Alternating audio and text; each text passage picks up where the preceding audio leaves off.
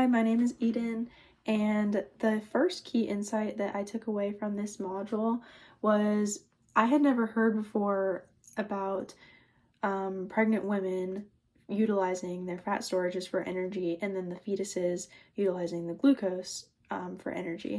And I thought that that was really interesting because previously, I've studied a lot of health. I have an associate's in kinesiology, so I've studied like health and fitness, and I'm really interested in like sports nutrition. And so obviously, what you learn primarily in all those sports and exercise topics is that glucose is the most readily available source of energy, and fat is only used, once you get in the more like aerobic state.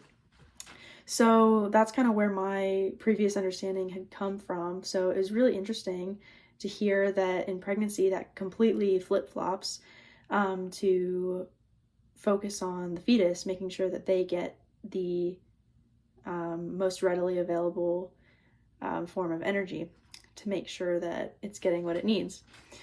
The second key insight that was new to me was that nutrients are delivered first to the mother and then to the placenta and then the fetus.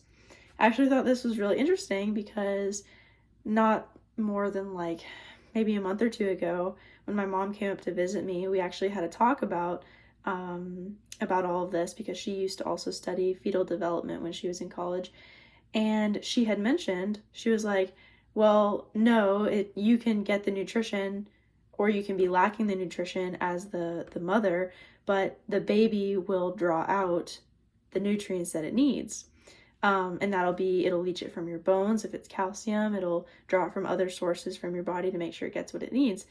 And I thought that that was really interesting when she said that. I had never heard that before, but I had also never heard that it comes to the mother first either.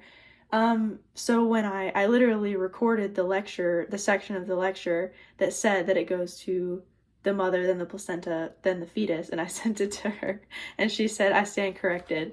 So that's kind of where my primary understanding of that had come from, was actually my mom. And so it was very interesting to have it completely be reversed to find it out, is how it actually is.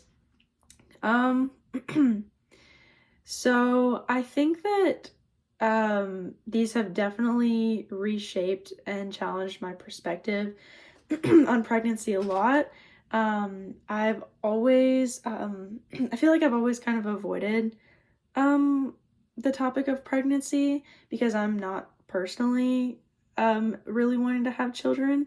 And I feel like this has kind of opened my eyes a lot more, given myself a better understanding of just a better respect for, women that do go through pregnancy, how complicated it is and how much your body actually changes. And also that, especially with the nutrients being delivered first to the mom needs to make sure that they are getting the appropriate amount of nutrients in order for the fetus to also get the important amount of nutrients.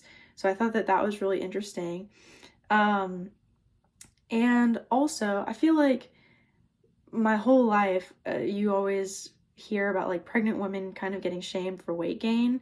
And it was really interesting to hear about as fat being women's primary energy source during pregnancy. And I feel like I had never heard that before. How am I a woman and I've gone my whole life and I hadn't heard that? But we always talk about pregnant women being shamed for weight gain. Oh, you aren't supposed to gain that much weight, when literally the weight that they gain is their energy.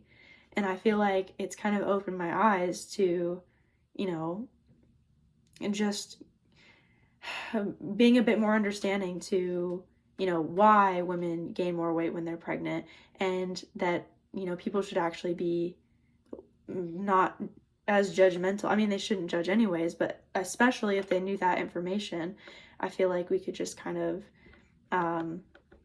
overall as a society, kind of become more loving and respecting towards that population.